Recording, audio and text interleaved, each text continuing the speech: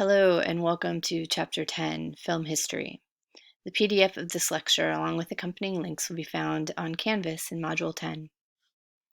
Our overall goal in this class is to introduce you to film as an art form, provide language and understanding on how to analyze and engage with film as a social and cultural artifact, and finally become more observant of how our shared and disparate cultural competencies impact how we conceptualize the world around us. Film history shows us how photography and film has transformed very much alongside economic, social, cultural, and technological shifts over the last 130 plus years. Before we go into the four approaches to film history, I wanted to pause and discuss Sunset Boulevard, a seminal film in representing the tumultuous transition from silent films to talkies. I'm including a clip from the film along with a link to a film analysis that you may find helpful for your future film analysis projects.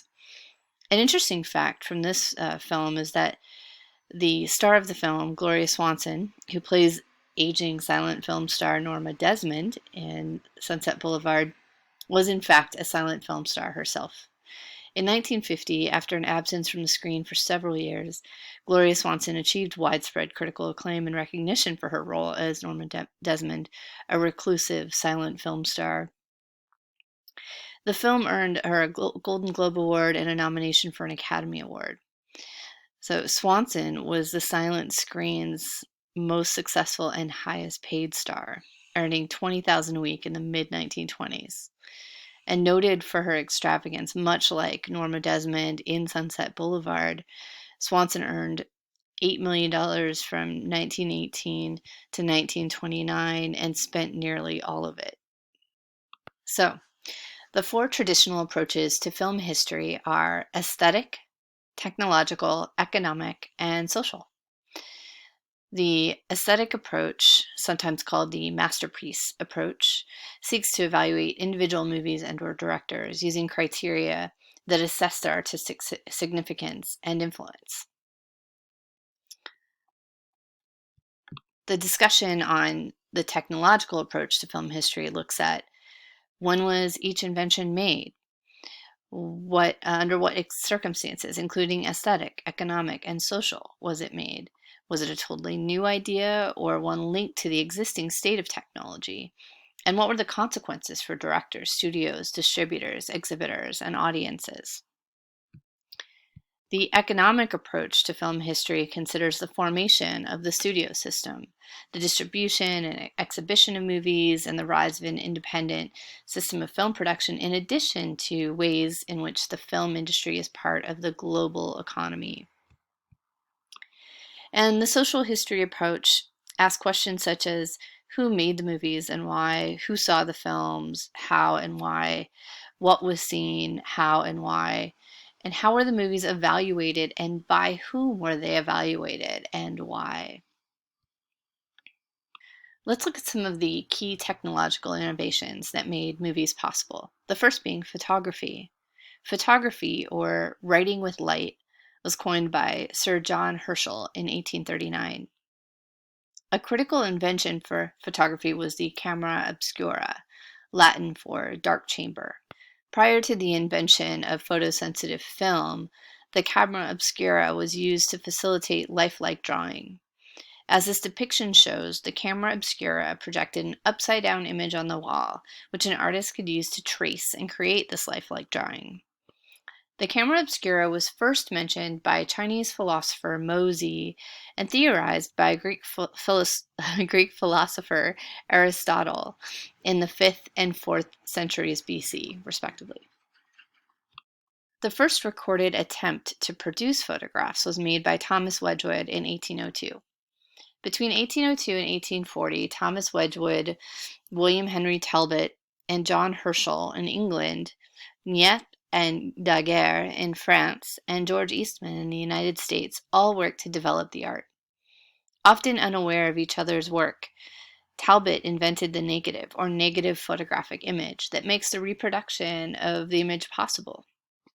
In the late 1800s, several inventions made series photography possible, including French astronomer Janssen's revolver photographique, or chronophotographic gun, a cylinder-shaped camera that creates exposures automatically at short intervals on different segments of a revolving plate. The revolver photographique allowed Muybridge, an English photographer working in California, to create the series shown here, Galloping Horse. Then in 1880, Muybridge was able to use an early projector known as the Magic Lantern and a zoopraxiscope to give the first public demonstration of photographic images in motion. The innovation continued, and in 1882, French physiologist Maret made the first series of photographs of continuous motion using the fusil photographique, another form of chronophotographic gun that was a single portable camera capable of taking 12 continuous images. Muybridge and Maret later collaborated in Paris, but they were both more interested in using the process for scientific studies than for making motion pictures. This brings us to Thomas Edison's Black Maria. Edison's staff made movies inside a crude, hot, and cramped shack known as the Black Maria, the first ever movie studio. Using the first motion picture camera, the kinetograph, which was invented by William Kennedy Laurie Dixon, working in Thomas Edison's research laboratory, and the kinetoscope, a peephole viewer, they began experimenting with making and sharing films. The first motion picture made with the kinetograph, shown here inside the Black Maria, and the earliest complete film on record at the Library of Congress, was William Kennedy Laurie Dixon's Edison kinetoscope record of a sneeze in 1894, popularly known as Fred Ott's sneeze. Edison demonstrated the kinetoscope to various audiences, and in April 1894, the first kinetoscope parlor opened in New York City, thus marking the inception of commercial movies. I've included a fun short clip about the Black Maria. Please take a moment to watch. Paramount among early innovators of film form was Frenchman Georges Méliès. Georges Méliès, this early innovator of film, was a Frenchman considered cinema's first narrative artist, famous for innovating many technical and narrative devices, and a magician by trade. He took naturally to the illusion of motion pictures, in which he could make things vanish and reappear on screen, and is known for his use of special effects in his landmark films such as A Trip to the Moon in 1902, which was the first science fiction film. Again, links are included along with the lecture in Module 10. The Great Train Robbery is a 1903 American silent short Western film written, produced, and directed by Edwin S. Porter, a former Edison Studios cameraman. Porter's The Great Train Robbery is widely acknowledged to be the first narrative film to have achieved such continuity of action. The film depicts a robbery, a formation of a posse, and its pursuit and elimination of the gunmen. Jumping forward, Hollywood's golden age was known for the transition from silent to sound production, consolidation of the studio system, exploitation of familiar genres, the motion picture production code, which we'll talk about later, a new look to movies, and economic success of feature-length narrative films, and, of course, the birth of the commercial film industry.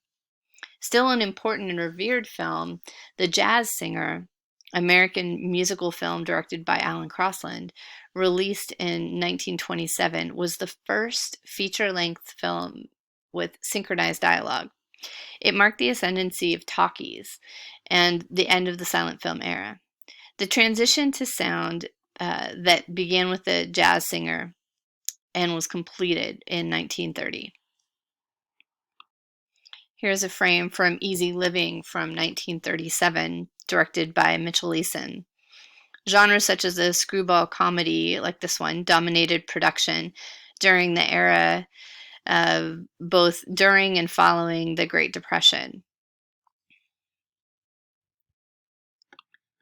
Here is a frame from Frank Capra's Mr. Smith Goes to Washington.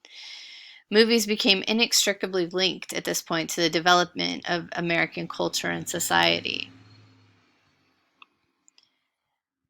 Babyface, from 1933, directed by Alfred E. Green. This pre-production code film was rejected by the New York State Censorship Board.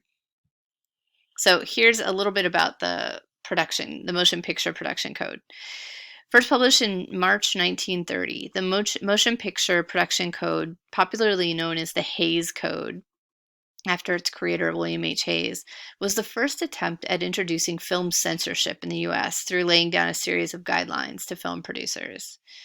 So more specifically, the Motion Picture Production Code of 1930 outlined moral obligations for filmmakers and detailed 12 categories of censorable repellent subjects to be avoided, restricting depictions of on-screen sex, violence, crime, vulgarity, obscenity, profanity, and other subjects.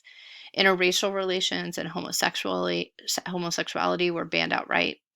The majority of Hollywood film censors were also men, white men, regulating screen images to determine how women's sexuality and people of color were cinematically portrayed, which further marginalized oppressed minorities.